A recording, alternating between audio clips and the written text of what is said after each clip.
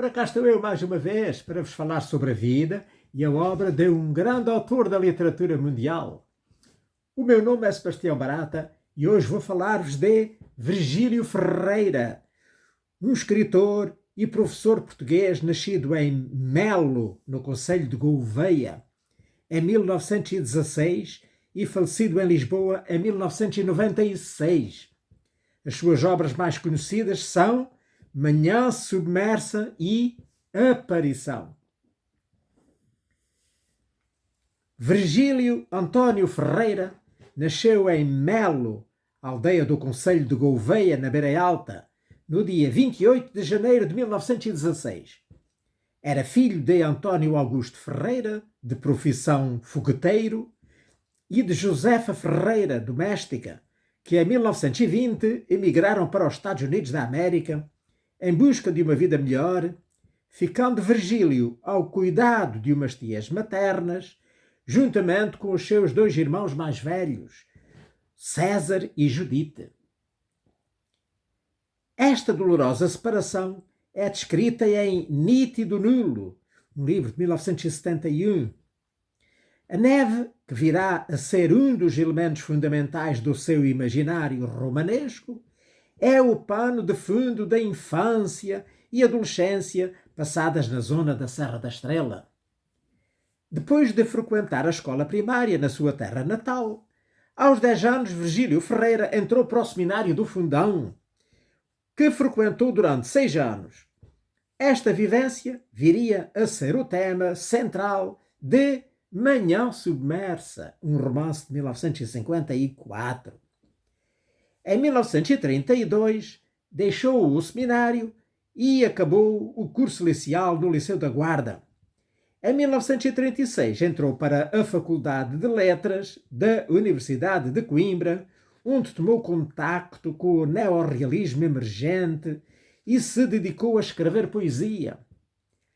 Ele fazia poemas desde novo, que nunca foram publicados, salvo alguns versos que são lembrados em Conta Corrente, que é uma coletânea de diários publicados a partir de 1980.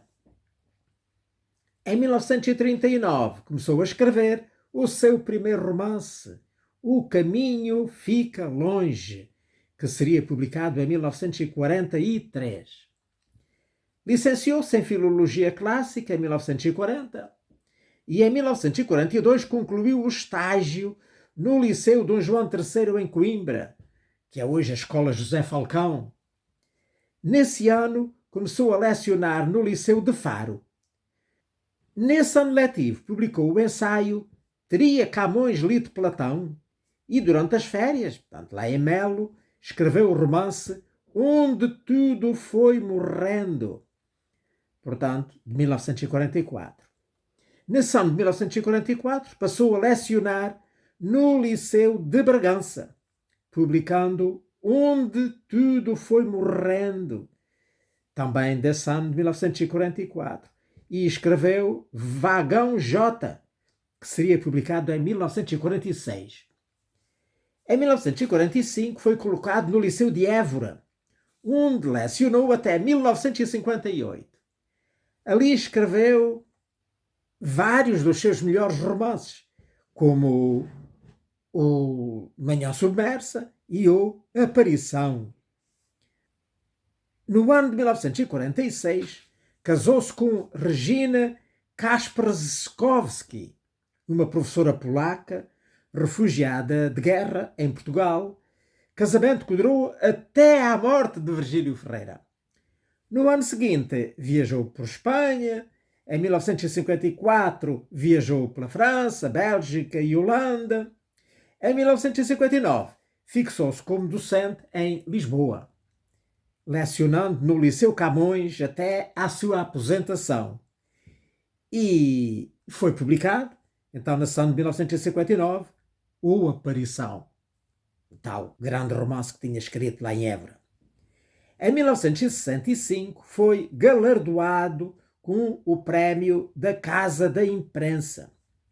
Em 1967, viajou por Itália e, em anos futuros, por Inglaterra, Grécia, Dinamarca, Egito, Brasil, entre outros países. A 3 de setembro de 1979 foi agraciado com o grau de Grande Oficial da Ordem Militar de Santiago da Espada. E em 1981 recebeu o prémio Dom Dinis da Casa de Mateus. Em 1980, o realizador Lauro António adaptou para o cinema o romance Manhã Submersa, no qual o Virgílio Ferreira interpretou um dos principais papéis, o do reitor do seminário, e contracenou com grandes vultos da cena portuguesa, tais como Eunício Munhoz, Canti Castro, Jacinto Ramos e Carlos Wallenstein.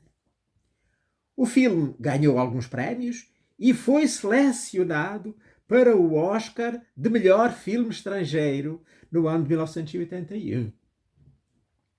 Em 1984, foi eleito para a Academia Brasileira de Letras e, a 4 de fevereiro de 1989, foi agraciado com o grau de Gran Cruz da Ordem de Mérito. Em 1991, recebeu em Bruxelas o prémio Europália pelo conjunto da sua obra e realizou-se em Bordeus uma semana cultural em sua homenagem. Em 1992 foi eleito para a Academia das Ciências de Lisboa e no mesmo ano recebeu o prémio Camões, o mais importante prémio literário dos países de língua portuguesa, pelo conjunto da sua obra. Em 1993 recebeu o doutoramento honoris causa pela Universidade de Coimbra. O espólio de Virgílio Ferreira, composto por prémios, livros e alguns objetos pessoais, foi doado a Gouveia, portanto o concelho de onde Virgílio Ferreira era natural, e estão em exposição na Biblioteca Municipal Virgílio Ferreira, lá em Gouveia, cujas novas instalações foram inauguradas em 1995 pelo Sr. Presidente da República da altura, o Dr. Mário Soares, com a presença do escritor. Mas o espólio dos originais manuscritos de quase todos os seus romances foi doado à Biblioteca Nacional de Portugal. Virgílio Ferreira morreu no dia 1 de março de 1996, na sua casa, em Lisboa, na freguesia de Alvalade, com 80 anos. O funeral foi realizado para o cemitério de Mel, da sua terra natal. O seu pedido para que o caixão fosse enterrado virado para a Serra da Estrela não foi concretizado exatamente de acordo como foi a sua vontade. Há uma escola em Lisboa com o seu nome, a Escola Secundária de Virgílio Ferreira, portanto, na freguesia de Carnide, ali junto ao Largo da Luz. O seu nome continua associado à literatura, através de prémios literários. O Prémio Nacional de Literatura Virgílio Ferreira foi instituído no final da época de 90 pela Câmara Municipal de Gouveia, o concelho de natal do Virgílio Ferreira, e é atribuído anualmente com o objetivo de incentivar a produção literária de autores portugueses, distinguindo bienalmente, de forma alternada, um romance e um ensaio literário.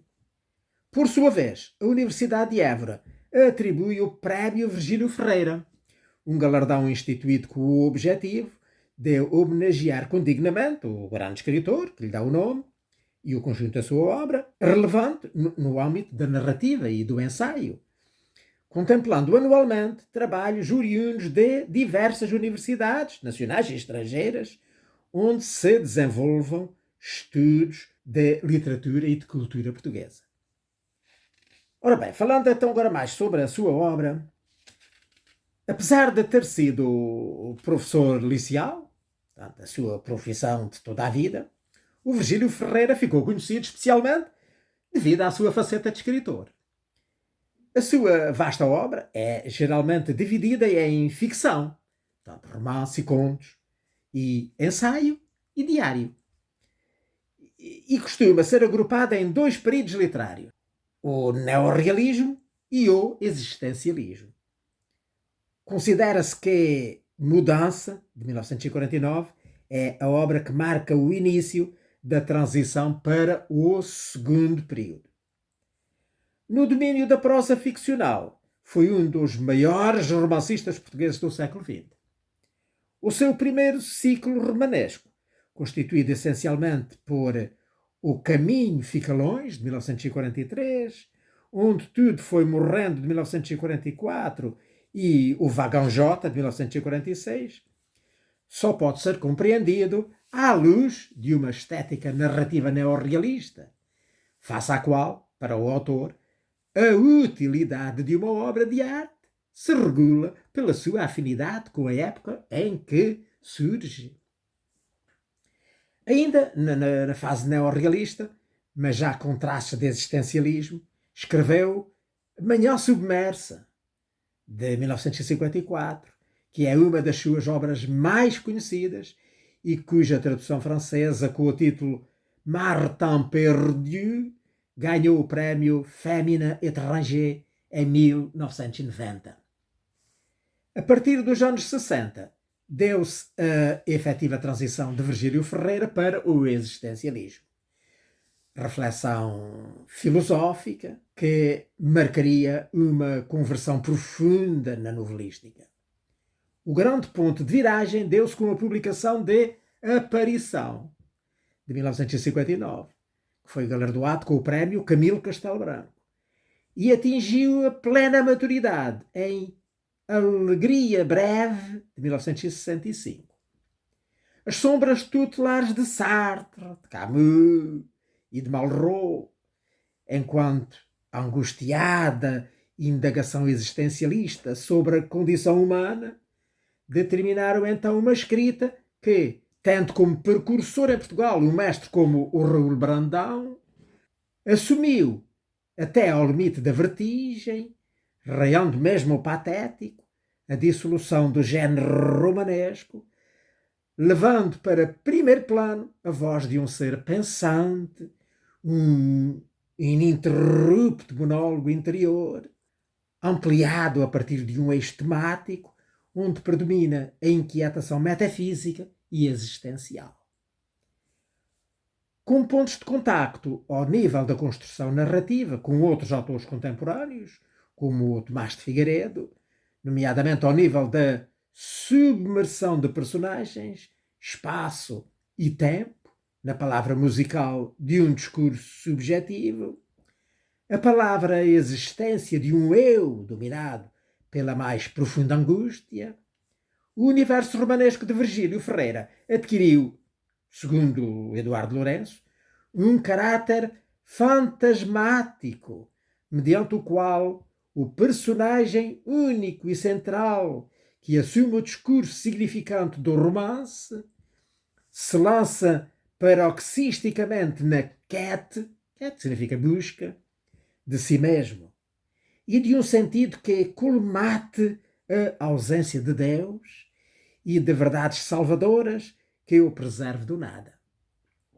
Deste modo, o romancista e o ensaísta, em ensaios como, por exemplo, Do Mundo Original, de 1957, Espaço do Invisível, de 1965 e também depois reeditado em 1998, Invocação ao Meu Corpo, de 1969, Arte-Tempo, de 1988 e Pensar, de 1992, confundem-se no mesmo objetivo: tornar-nos sensível ao absurdo da condição humana, sem referência nem destino transcendente, e, simultaneamente, extenuar, portanto, ser por dentro, esse mesmo sentimento do absurdo, descobrir nele até uma razão suplementar de exaltação da mesma condição humana. Portanto, continuo a citar o Eduardo Lourenço.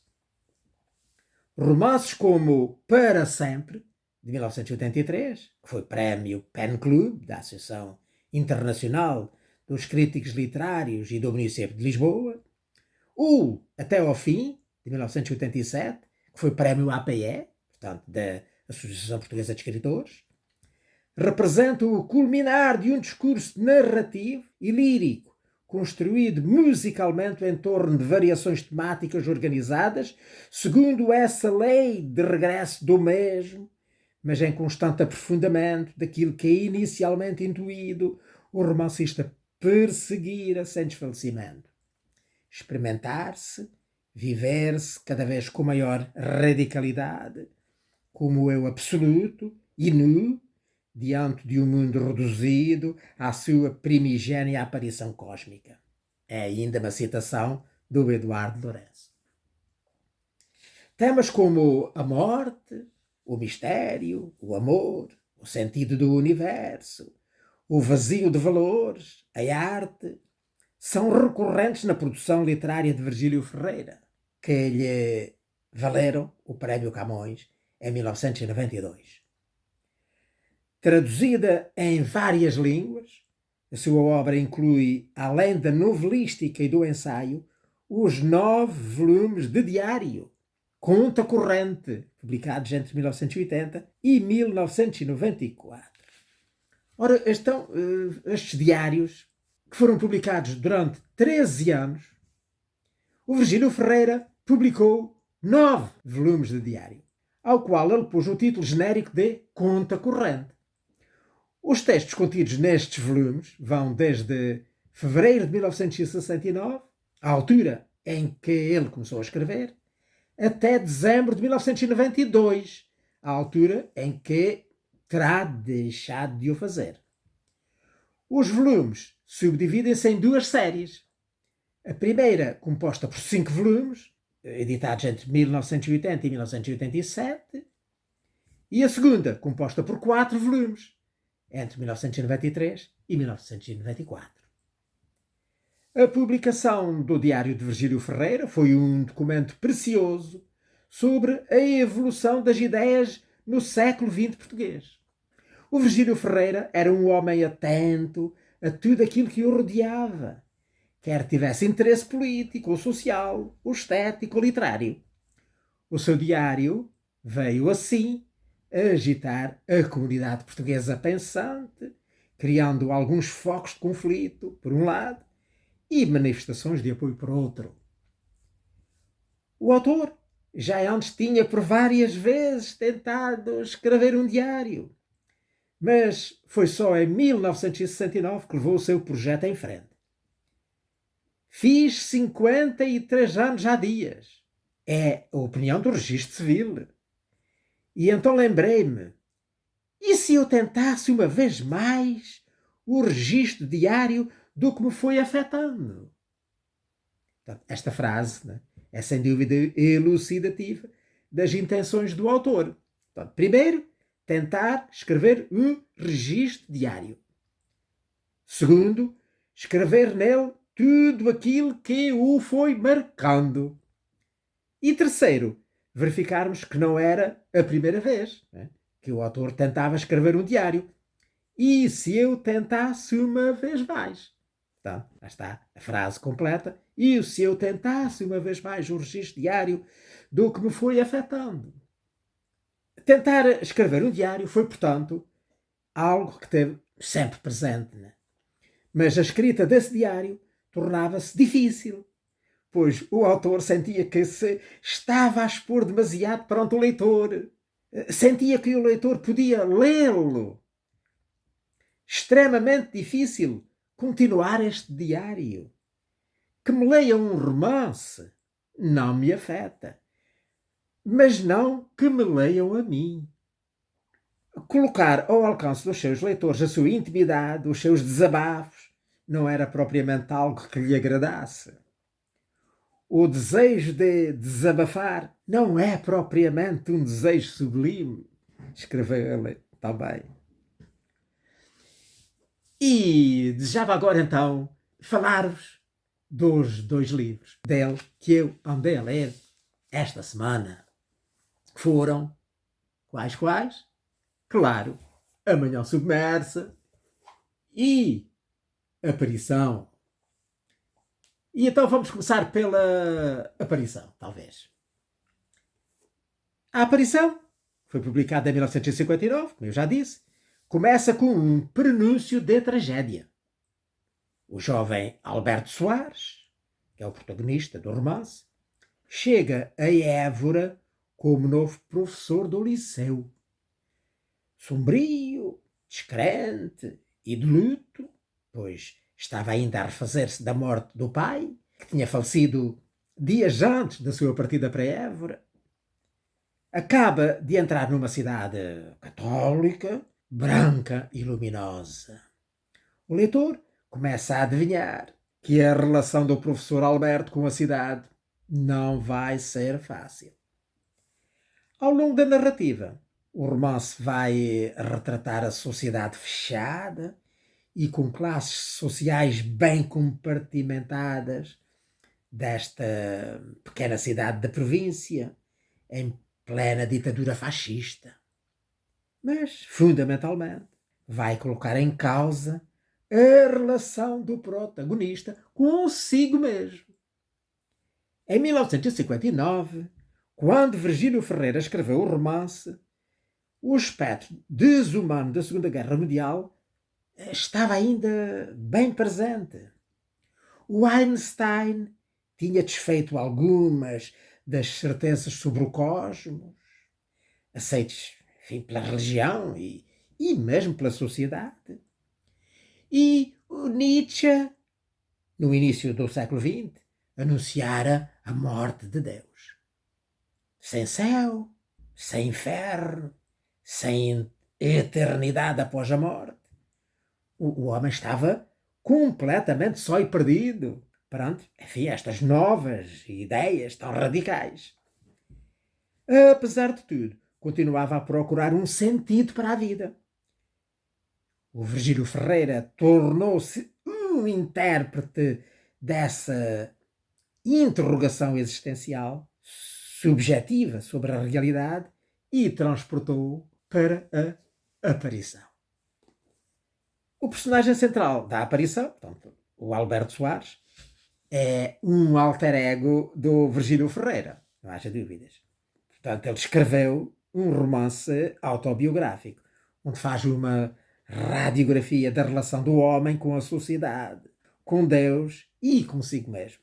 Não nos esqueçamos de que ele tinha sido aluno do seminário durante 6 anos, como dissemos, entre os 10 e os 16 anos, de onde ele saiu desiludido com a religião e também com a rígida educação que era ministrada aos seminaristas nesse tempo. E, portanto, ele perdeu um bocado bastante a fé e por isso ele se intrusou nestas teorias nascentes. Quanto à construção da trama narrativa, tudo se passa como um regresso ao passado. O romance começa com um prólogo em que o protagonista, agora já idoso, está sentado na varanda da sua casa, a olhar para a Serra da Estrela, para a neve, e então começa a recordar os eventos daquele ano de trabalho, lá em Évora, e não só, mas também nesta mesma casa onde ele está agora a escrever, à medida, portanto, que os vai lembrando. É assim um género de fluxo do pensamento, que me faz lembrar bastante a escrita de outros autores que eu já li, ou que não li, mas que eu quero ler e sei que escreveram assim, como o James Joyce, ou o William Faulkner, que já li alguns livros dele, ou a Virginia Woolf, que também já li.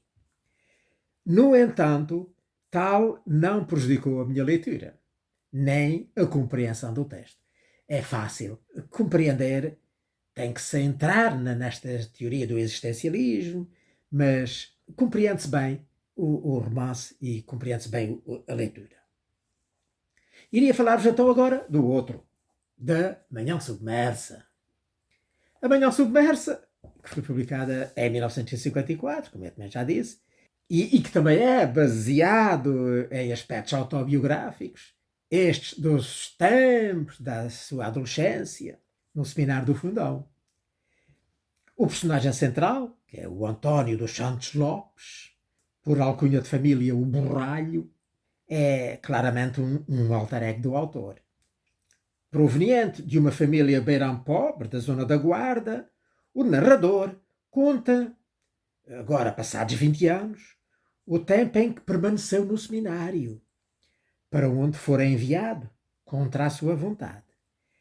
A sua protetora era a dona Estefânia, uma senhora rica, beata e viúva, que pretendia torná-lo padre, o que constituía, segundo a mentalidade da mãe do rapaz. E não só, no geral, todas as famílias pobres lá da zona, como aliás a minha, porque eu próprio também andei no seminário uns anos. Portanto, para essas famílias era uma relevante promoção social enfim, era a única forma de garantir um futuro para o seu filho. No meu caso, os meus pais trabalhavam no campo e o meu futuro seria guardar um rebanho de ovelhas ou andar atrás de uma junta de bois, se não tivesse ido para o seminário, porque lá fiz os meus primeiros estudos e depois daí fui para o liceu, tal e qual como o Virgílio Ferreira. Nesse aspecto, a minha vida foi muito semelhante à do Virgílio Ferreira. Ora, toda a narrativa se passa em 3 espaços distintos. O seminário, a casa pobre da família lá do jovem, não é? Do António, e a casa rica da dona Estefânia, né? A sua protetora, que lhe pagava os custos do seminário. Vários aspectos são destacados na obra, como a educação repressiva da época, nomeadamente do seminário, a miséria lá da região, né? Da Beira, as desigualdades sociais, a amizade e o amor. No entanto, a obra realça sobretudo os sentimentos e as íntimas emoções do seminarista, do António Lopes. Decidido a mudar o rumo da sua vida e apoderado de um sentimento de revolta, o António aproveita umas férias da Páscoa para engendrar um acidente que vai impedir o seu regresso ao seminário, mas que vai deixar toda a gente ficar bem, a não ser ele próprio. Só ele é que fica mal. Claro que não vos vou contar o que foi, né? Fica à espera que leia o livro e que fiquem a saber o que realmente aconteceu. O que é certo é que, apesar de prejudicado, de ser o único prejudicado no meio daquilo tudo, o importante para ele é que já não poderia mais ser padre. Concretiza, portanto, desta forma drástica, o que sempre desejara: deixar de frequentar o seminário, porque realmente ele não tinha vocação nenhuma para o sacerdócio. A escrita da Manhã Submersa. Esta não tem qualquer semelhança com a da aparição.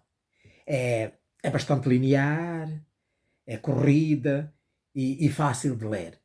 Avança continuamente no tempo, nunca dá avanços e atrasos, como ali a aparição. Se alguma relação há com a aparição, é a de mostrar as prováveis origens do ateísmo e do panteísmo que o autor professava na altura e que espelha então aqui na aparição. E pronto, por aqui me fico. Espero que tenham gostado desta conversa de hoje sobre Virgílio Ferreira, um dos maiores escritores portugueses do século XX, nomeadamente na área do romance e do ensaio. Também escreveu alguns poemas, mas realmente foi sobretudo um ensaísta e um romancista. Quem diz romancista diz contista, não é? Conto é também ficção. Portanto, um ficcionista e um ensaísta, digamos assim. Espero que Deus me dê vida e saúde para cá poder voltar para a semana para vos falar sobre a vida e a obra de outro grande autor da literatura mundial. Ora, passem muito bem!